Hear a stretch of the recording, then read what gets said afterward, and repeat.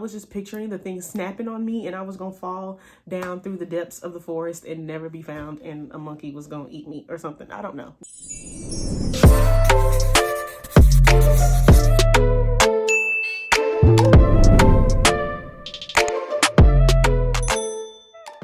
Hey y'all, welcome back to my channel, Apparently Ashley, and today we're talking about Married at First Sight, Season 12, Episode 15. So the title of this week's episode was Retreat Ready, because all of the couples went to Hilton Head, South Carolina, which was about 5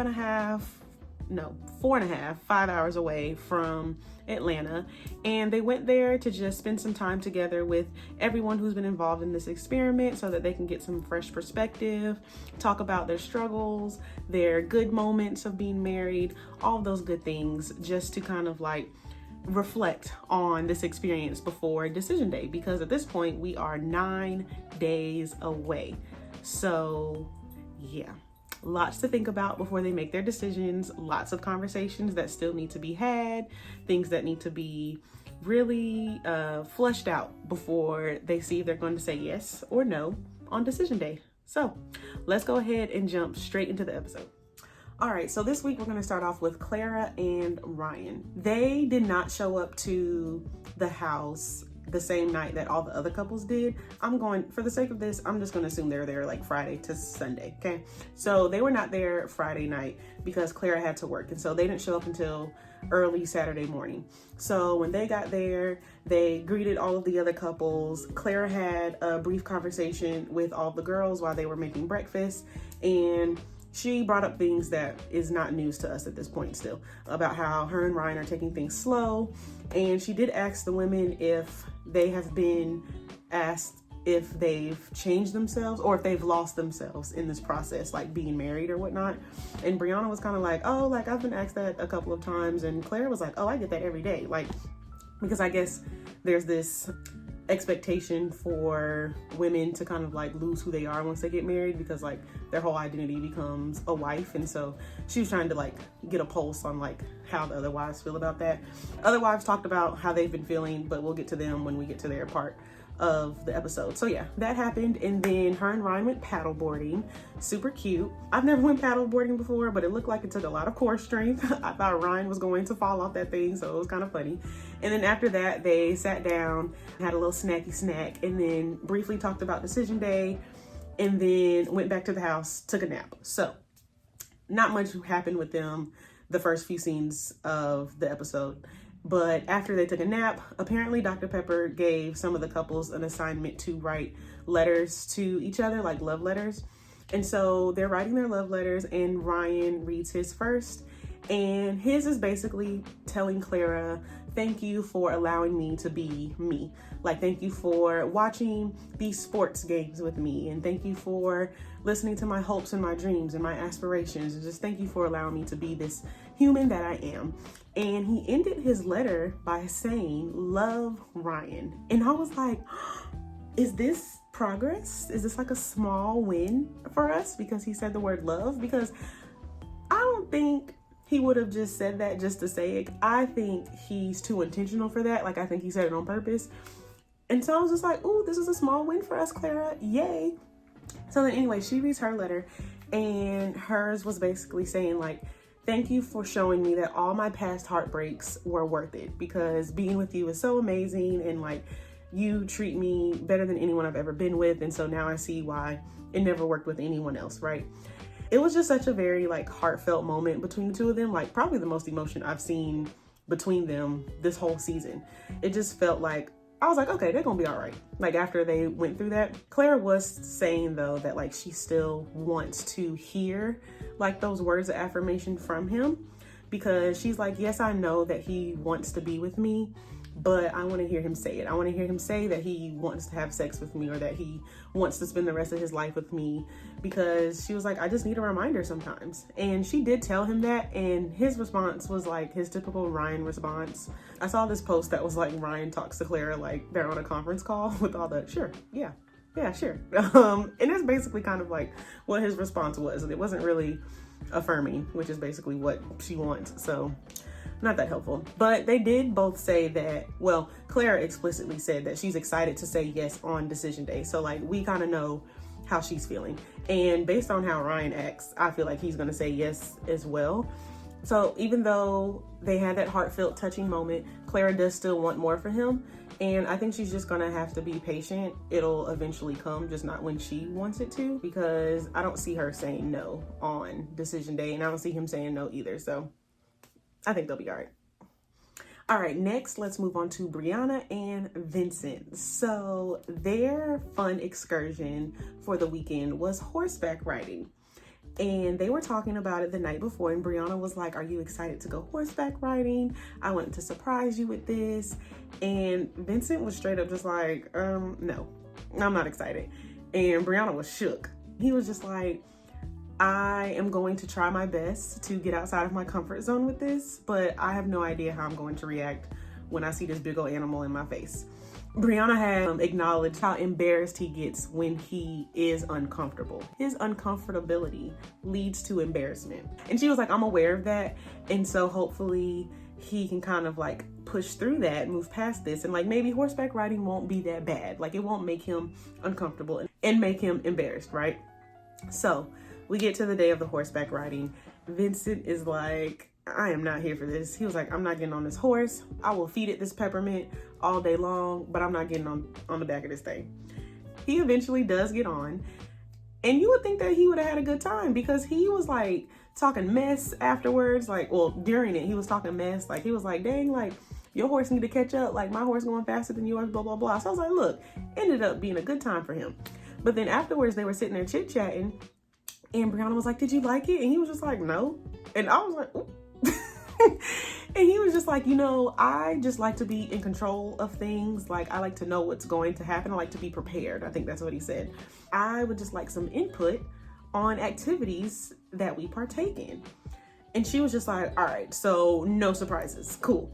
And he was like, you know what? Speaking of no surprises, don't surprise me to go skydiving, and don't surprise me to go bungee jumping or anything crazy like that. And he was like, would you want to be surprised to go swimming with sharks? And she was like, actually, yes, I would. And he was like, okay. And she was just saying in her confessional, like, dang, like, I really just want this man to get outside of his comfort zone, like, see the positive in a situation and not just always think the worst. Because Vincent said he's the type of person, like, he doesn't like to do these like adventurous or outgoing type things because he just assumes the worst is going to happen specifically to him. I'm gonna pause right here for a second and say, I'm Vincent and Vincent is me, because that is literally how I be thinking when it comes to these like outgoing things. Like, let me tell y'all a story. So me and Steven went to Costa Rica and we had plans to go ziplining, and I was like, oh, I don't know about this. Like, I was scared all the way leading up to it. But I was like, you know what? I'm not going to let my fear control me. God wouldn't take me out like this. I'm going to do it. And I got up there, and y'all, I was frozen. Like, my body would not allow me to push forward and swing on that rope or whatever. Like, I just could not do it. And so that nice Costa Rican man took me back down that hill in that truck, and I patiently waited for everyone to finish because I was just like, I cannot do it. Like, because literally, like what Vincent said, I was just picturing the thing snapping on me and I was gonna fall down through the depths of the forest and never be found, and a monkey was gonna eat me or something. I don't know. Like, my mind was just going crazy. Like, I could not do it. And so I just be telling myself, like, these crazy things be happening and I'm not invincible, so it's gonna happen to me. You know what I mean? So I couldn't do it. I was scared. But let me say that sometimes I do push through my fears. Like, I was scared to go jet skiing, but I still did that. I was scared to go snorkeling, but I still did that. And so, like, I'll be picking and choosing sometimes. Like, sometimes I'll be like, you know, fear's not going to take a hold of me. Like, I'll go ahead and do it. But other times I'll be like, I'm going to sit that one out. Like, I'm not going skydiving or bungee jumping either. So, Vincent, I see you. I get it. But anyway, this ain't about me. So Briana is just like, I don't want to be with somebody who is just stuck in their box like that. Like, get outside of your comfort zone, because if you don't ever try new things, like, you'll never know the outcome. You won't even know if you like it or hate it or whatever. So she needs to figure out if that's a deal breaker for her, because if it is, then that should help her with her decision on decision day. Because if you know that this man is like this, then if you're going to choose to accept that for the rest of your life, don't try to change that about him. if you say yes. Then they had a conversation about living arrangements. So all the couples were sitting around a table eating dinner, and the conversation of post decision day came up, and that typically includes, where are people going to live? And so Vincent had said something about he really likes his place. Y'all, the way Briana was looking at him, she was looking like, I don't know what made you think that I was gonna move in with you. Like, she was just looking like, what are you saying? And so it was clear that they had not had a conversation about this prior to Vincent speaking. And when they were talking about it later, Briana was just saying, like, I don't know why he would assume that I would move in with him. And she made the statement saying, like, he's not going to run over me. And I was just like, ooh, that escalated so quickly. Like, that's definitely something that needs to be unpacked. I mean, I don't think anyone should just assume anyone's going to move in with them during this experiment. Like, I think it should just be a built-in convo, because, like, I'm sure everyone majority of people who partake in this experiment have their own places, and so they have to figure out, like, okay, well, how are we going to live together after this, right? So yeah, it was just definitely some tension there, because they are not on the same page with that. So all right, next up is Virginia and Erik. So they are in the car on the way to Hilton Head, and Virginia was like, I think we're gonna kill each other on this vacation, because Erik had asked her, like, how do you think it's gonna go? Like, you think we're gonna have fun? Do you think it'll be like Vegas? And she was just like, yeah, we're gonna kill each other. And he was like, what kind of thing is that to say when we're about to go on this like mini vacay for free at that? And she was just like, I mean, like, we just fight all the time. And he was just like, well, if we fight on this vacation, it's not gonna be because of me. And she was just like, okay. And he was like, I don't like when you say stuff like that to me in front of the cameras. Like, you do it all the time. And she's like, I'm just telling you how I feel. And he's like, basically, don't do it in front of the camera. And then she kind of shuts down, and he's just like, okay, nice talk. And then the camera's cut or whatever. And I was just like, y'all already fighting. This is exactly what she meant. Self-fulfilling prophecy. Like, they definitely gonna kill each other. So they get there, and apparently that night, they didn't show this to us, but Virginia was telling Clara this the next day, that they were kind of like half drunk, whatever that means, tipsy, I guess, sure. And they got into an argument. We don't know what the argument was about though, but they were fighting some more and then made up again. So they clearly are on this like roller coaster of let's fight and then make up, fight and make up, which is exhausting. So when they're sitting around the table with the other couples, they're talking about what they've learned during this process, and Virginia was like, you know, I've learned that just because you love somebody doesn't mean you always like them, but you do have to wake up every day and consciously choose them even when the days are hard. And I was like, look at Virginia with some depth. I was not expecting that from her. I was just like, okay, girl, that was nice. And Erik was saying that he's learned that he has to accept that he is not Virginia's number one person yet. And Virginia didn't have nothing to say to that. She was just like, yeah, you're not. So I'm sure that didn't make Erik feel all warm and fuzzy inside. And so later in the day, they go on a date to the beach, and they start talking about decision day. They were kind of like dancing around it, and they were basically giving the vibe of like, sometimes I think I know what you'll say on decision day, and sometimes I don't. Like, basically, like, I don't know what's going to happen. Virginia was like, well, I want this to work because we're married and I don't want to get a divorce, essentially. And Erik was like, well, I don't want you to want it to work because you're married. I want you to want it to work because of me. And I was like, okay, that's valid. And he also says, like, I don't want you to run away whenever there's a problem. So still some like awkward tension between them. Like, I think they both know what they want, and it is not each other, but they are literally forcing this to work. Like, the more that this goes on, they are not good for each other. Like, they literally want two different things in a marriage, and the things that they want are so like opposite of each other that there's no way to find a compromise. And like, if there is, one of them's not going to be truly happy at the end of the day. They will just be convincing themselves that they're happy. So anyway, Virginia is telling the girls, like, you know, the last couple of weeks have been stressful. We've been fighting, then making up, fighting, making up. And she's saying, like, you know, it's been tough, but, you know, I want this to work, so I'm going to keep putting in effort. But she doesn't, because later on, her and Erik are in the bed chit-chatting, and they're talking about the pets because she has like 2 cats, 2 dogs. I don't know. She got some cats.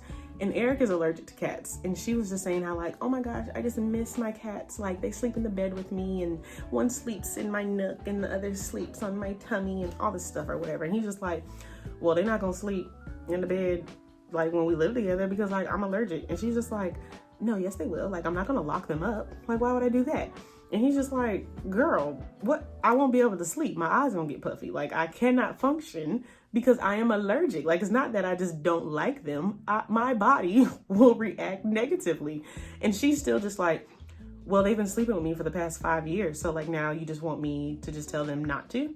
Like she's completely missing the point, whether it's on purpose or not. Like she's just like, no, my cats are sleeping in the bed. And it was like, that's definitely frustrating. Like you are literally just saying like, I don't care about your allergies to this. Like these are my cats and they're sleeping in the bed. Erik was just like, you are not trying to meet in the middle with this at all, which he was right. And I was just like, dang, Virginia girl, because sometimes you be saying some good stuff and I'll be with it. But then other times I'll be like, what are you doing, girl? What? So again, they are not on the same page. They do not want the same things. Like their lifestyles are different. Like Erik doesn't want to be a cat dad. He don't want to do that. She wants to be Catwoman. And that's not meshing, okay? Also, with the living arrangements, they're going to be living apart after decision day. Virginia's lease is up in January. Remember, this is being filmed in like August, September. And so she's just like, yeah, rent out your house. Like rent your house out. You said it's gonna take a while, so you need to start the process now. And he's just like, it's not that easy, girl. What? It's not just like snap my fingers and now my house is just available to be rented. What? And she's just like, well, you got 4 months to figure it out. And he's just like, all right, here you go. Like, this is not going to work like that. And he was just like, if we live apart after decision day, that's like taking a step backwards when we're supposed to be married, which I can get. Like, I don't want to be married to somebody and then not living with them. And he was just like, if you move in with me, I will let you do whatever you want to feel comfortable. Either I've missed that in other episodes or that's his first time saying that, because I'm just like, girl, take advantage of that. Like, if you want to turn his whole guest room into a cat lair, then do that, because his words is you can do whatever you want in this house if you come live with me. So I'm just like, oh, anything I want, I better not even hear the word no then. Like, I'm gonna take that to the extreme. They don't want the same stuff, y'all. Like, and that's becoming more and more apparent each week. And if they say yes on this decision day, I guarantee you they are not going to have a long-term marriage, because all of the stuff that they've been sweeping under that rug is literally going to just like overflow out. Like it's going to be ridiculous. And so they just need to accept this, realize this, and just move on. All right, last is Haley and Jacob. So their scenes started with Haley giving Jacob the bracelet back. Y'all remember the bracelet from last week's episode? And I was like, this girl's still stupid for thinking that he's literally asking for the bracelet back. And I'm like, no, girl, he just wanted it in the house because, again, she was like, he needs to learn the lesson that if you give a gift, then it's theirs to keep. And I was just like, girl, he didn't want it back. You don't listen. But anyway, so they both end up going to Hilton Head separately because they were like, it is too much tension. We are not about to last 5 hours in the car with each other. So Jacob gets there first. And when he gets there, he starts making eggs, 8 eggs to be exact. And then while he's sitting there eating, Haley walks in and she's just like, oh, what you doing? Like, why are you eating?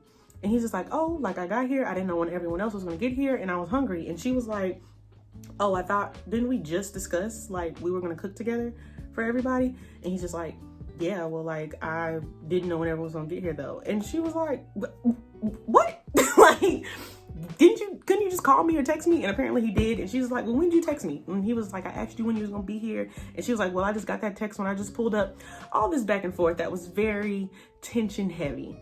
And like, it was, you know how like when you just don't like somebody, like anything they do gets on your nerves and you just be like, dang, you wearing that red shirt again? When it's like, that don't even make sense. That's where they're at. Like him breathing wrong. It's just like, do you have to breathe through your nose like that? Like that's what it's like. So anyway, the rest of the couples get there and They hug, greet each other, blah, blah, blah. Fast forward a little bit. Now they're eating dinner, the dinner that Haley cooked without Jacob. And the couples are talking about what they've learned during this process. And Jacob was basically like, I haven't really learned much. And he was like, this has been one long, very bad first date for me. And so, you know, Haley, she came right back with it. And she's just like, yeah, well, it's been 95% challenging for me as well. And so they just going back and forth. And it's just very tense. Like, it was like awkward watching it because it's just like they weren't sitting beside each other when the other couples were. And you can just tell that like they are over it. Like they do not want to do this with each other anymore. The irony is, later in the night, all the couples played a game called MAFS-ology, Married at First Sight-ology, where they were basically seeing who knew whose spouse the best. So basically like questions would be asked and it was like, whose spouse stole something without knowing it before? And the answer would be Briana, but like Vincent had to know that kind of thing. And ironically, Haley and Jacob won. And so it's like, y'all hate each other, but y'all know the most about each other compared to the other couples. And of course they won because Haley is just competitive. And so like, she don't know that stuff because she cared. She's probably like me where like, I be wanting to know stuff because I be preparing for the day when I'm going to be on a game show where I have to know my partner. Like, that's the reason I want to know everything. I mean, it's a benefit that it's because I care, but it's like, I'm trying to win a game at the end of the day. You know what I mean? So anyway, so that happens. They sleep in separate beds. They are not on this vacation together at the end of the day, okay? So they end up writing the love letters to each other as well, but it is not really lovey. It's nice, definitely a nice letter, but it's not a love letter. And surprisingly, they both said really nice things about each other, like how they're both loyal to like their friends, and Haley said he's a good dog dad, even to her dog, and they're proud of his accomplishments, and he said that she's very strong-willed, and so it was definitely very nice. And I think hearing things like that can just kind of put things into perspective, like, okay, this person doesn't all around hate me or think I'm a bad human, you know what I mean? Doesn't mean that they're about to work on this relationship. It was just a nice moment to see that they had some positive things to say about each other, and that was it. Haley ends up chit-chatting with the girls, and she's talking about her relationship with Jacob. And I was so happy that Virginia called her out because she was just like, yeah, like I was telling you not to yell or whatnot. And Haley looked at her like, that white woman shocked face, like, how dare you hold me accountable for my actions? That's what it was like. And she admitted that like whenever he says something, she was just like, it's not my proudest moment, but I definitely go tit for tat. And I'm just like, yeah, girl, you do. You do not hold yourself accountable for anything. Like as soon as he expresses a grievance, she is just like, well, you do this. I mean, like, look at the bracelet situation. Like, where's the bracelet? Well, where's my hat? Like, you know what I mean? Like, she just does not look inward and be like, what did I contribute to this situation or anything? Like, and it's annoying. So she's somewhat aware of that, so she needs to work on it. But anyway, Jacob ends up leaving the house early Sunday morning and doesn't even tell Haley. So she wakes up and she's looking for him, and all his stuff was gone. His car was gone, and he didn't even say like in his confessional like why he left early. I don't think he did, at least, but yeah, he was gone. So they're not going to work on this, I'm assuming, but I mean, I guess it was just a nice little getaway for them. I don't know. All right, y'all, that wraps up my review of Married at First Sight, season 12, episode 15. I think next week's episode is the last episode before decision day. So we are getting down to the nitty gritty, and I am excited. So keep watching my reviews. Don't forget to like, comment, share, and subscribe. And I will see y'all next time. Bye.